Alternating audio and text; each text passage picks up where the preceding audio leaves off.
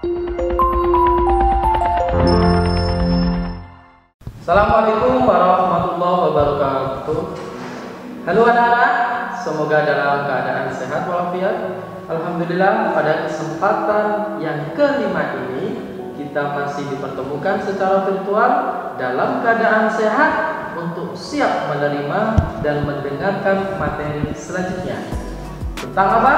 Tentang dinamika kependudukan di Indonesia. Baik, untuk mengawali pertemuan pada hari ini, kita akan mengetahui terlebih dahulu apa yang dimaksud dengan dinamika. Menurut KBBI atau Kamus Besar Bahasa Indonesia, dinamika adalah kelompok gerak atau kekuatan yang dimiliki sekumpulan orang dalam masyarakat yang dapat menimbulkan perubahan dalam tata hidup masyarakat yang bersangkutan. Maka yang dimaksud dengan dinamika kependudukan Indonesia berarti perubahan jumlah penduduk pada suatu wilayah yang disebabkan oleh kelahiran, kematian, dan perpindahan di dalam masyarakat Indonesia. Kelahiran dikenal dengan natalitas, kematian dikenal dengan mortalitas, dan perpindahan dikenal dengan migrasi. Dalam pembahasan dinamika kependudukan Indonesia ini, kita akan membahas yang pertama adalah tentang jumlah penduduknya. Indonesia adalah negara kepulauan dengan potensi sumber daya manusia yang sangat besar, seperti jumlah penduduknya. Berdasarkan data kependudukan dunia pada tahun 2015, jumlah penduduk Indonesia menempati urutan keempat di dunia setelah Cina, India, Amerika Serikat, dan jumlah penduduk Indonesia mencapai 256 juta jiwa.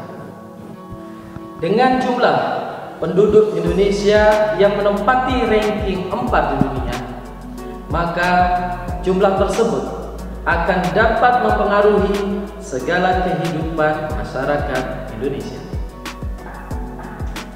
Seperti mata pisau yang terdiri dari dua sisi. Sisi yang pertama menawarkan keuntungan bagi Indonesia dengan jumlah penduduk usia produktif yang melimpah. Namun di sisi lain bisa menjadi sebuah kerugian bagi penduduk yang besar ini. Mengapa? Karena akan memiliki kualitas yang rendah.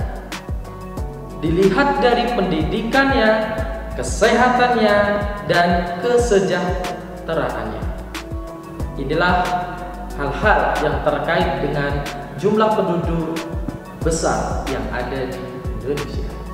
Pembahasan selanjutnya yaitu tentang persebaran penduduk yang ada di Indonesia. Persebaran atau distribusi penduduk adalah bentuk penyebaran penduduk di suatu wilayah atau negara. Apakah penduduk tersebut merata atau tidak? Persebaran penduduk dapat dikenali dari kepadatan penduduknya. Wilayah yang memiliki sumber daya yang lebih baik, sumber daya fisik maupun manusianya akan cenderung dipadati oleh penduduk. Beberapa daerah di Indonesia yang penduduknya masih sangat sedikit atau masih kekurangan jumlah penduduk, underpopulation. Contohnya di Papua. Kepadatan penduduk rata-ratanya hanya 4 jiwa per kilometer persegi.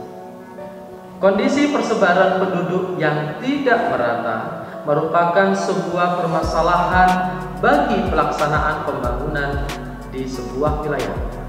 Karena itu, perlu dilakukan upaya pemerataan penduduk yang seimbang, sehingga potensi bangsa Indonesia dapat dikembangkan secara optimal.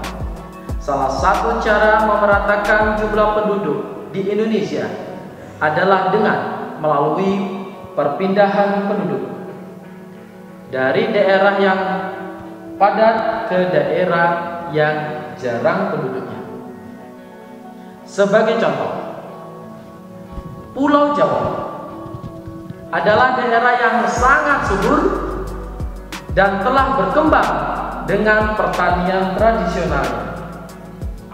Saat ini pusat pemerintahan yaitu di Jakarta berada di Pulau Jawa.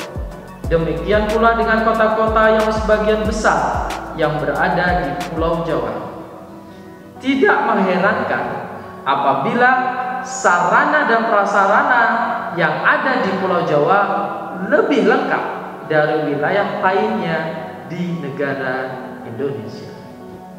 Setelah kita membahas tentang persebaran penduduk yang ada di Indonesia, maka kita lanjutkan dengan komposisi penduduk. Sebelum membahas tentang komposisi penduduk, kita harus terlebih dahulu mengetahui apa yang dimaksud dengan komposisi penduduk. Ya, komposisi penduduk adalah pengelompokan penduduk berdasarkan usia atau umur, jenis kelamin, mata pencarian, agama, bahasa, pendidikan, tempat tinggal, jenis pekerjaan, dan lain-lain. Itu yang dimaksud dengan komposisi penduduk. Bagaimana dengan pengelompokan komposisi penduduk? Yang pertama, komposisi penduduk berdasarkan usianya. Komposisi penduduk berdasarkan usia dapat dibuat dalam bentuk interval usia tertentu, dimulai dari usia balita, usia SD, usia SMP, usia SMA, usia perguruan tinggi, usia dewasa, dan usia lanjut. Selain itu, komposisi penduduk juga dapat dibuat berdasarkan usia produktif dan usia non-produktif. Misalkan, usia 0 sampai 14 tahun dimaksud dengan usia belum produktif. Usia 15 sampai 64 tahun dimaksud dengan usia produktif. Dan usia lebih dari 65 tahun disebut dengan usia tidak produktif. Itulah komposisi penduduk berdasarkan usia. Selanjutnya, yaitu komposisi penduduk berdasarkan jenis kelamin. Apa yang dimaksud dengan hal ini? Ya, komposisi penduduk berdasarkan jenis kelamin juga penting untuk kita ketahui, karena dapat kita gunakan untuk menghitung jenis kelamin atau seks rasio di suatu wilayah. Misalkan, pada zaman dahulu, kaum laki-laki lebih dominan untuk bekerja. Akan tetapi, setelah teknologi berkembang dengan cepat dan modern, wanita ternyata hampir semua dapat melakukan pekerjaan-pekerjaan oleh kaum laki-laki, juga dapat dikerjakan oleh kaum perempuan. Yang terakhir adalah pertumbuhan dan kualitas penduduk. Ada beberapa faktor yang mempengaruhi pertumbuhan penduduk, yaitu kelahiran, kematian, dan migrasi. Kelahiran dan kematian disebut sebagai faktor alami, sedangkan migrasi disebut dengan faktor non-alami. Migrasi yang bersifat menambah disebut migrasi masuk atau dikenal dengan imigrasi, sedangkan migrasi yang bersifat mengurangi disebut dengan migrasi keluar atau emigrasi. Ternyata kita ketahui bersama bahwa penduduk di Indonesia banyak mayoritas dihuni oleh penduduk usia muda. Akibat dari pertumbuhan penduduk yang cepat, menyebabkan beberapa hal, di antaranya pertama, tingginya angka pengangguran. Kedua, persebaran penduduk yang tidak merata. Ketiga, banyaknya penduduk usia muda yang belum produktif sehingga beban ketergantungan tinggi. Keempat, arus urbanisasi tinggi sebab kota lebih banyak menyediakan lapangan kerja. Dan yang terakhir, menurunnya kualitas dan tingkat kesejahteraan penduduk. Dengan kualitas penduduk Indonesia yang tidak merata, maka ini dipengaruhi oleh beberapa hal. Di antaranya, masih rendahnya tingkat pendidikan, rendahnya tingkat kesejahteraan, yang kemudian dapat berpengaruh pada pendapatan per kapita masyarakat Indonesia. Selain itu, tingkat kesehatan juga merupakan salah satu penentu dari kualitas penduduk.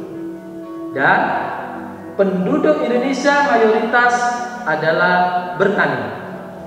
Maka ini sangat membedakan dengan mata pencarian di negara-negara maju yang sebagian besar mata pencarian penduduknya berada di sektor industri. Demikian penjelasan dari Bapak dan uraian singkat ini tentang dinamika kependudukan di Indonesia. Ternyata kita ketahui bersama banyak hal yang dapat kita ketahui dari dinamika kependudukan Indonesia di masyarakat kita. Semoga pembahasan yang singkat ini dapat memberikan wawasan kepada kita, dan tentunya silakan mencari dari sumber-sumber lain yang dapat mendukung di materi pada kesempatan hari ini. Itu saja yang dapat Bapak sampaikan. Semoga bermanfaat. Bapak akhiri. Wassalamualaikum warahmatullahi wabarakatuh.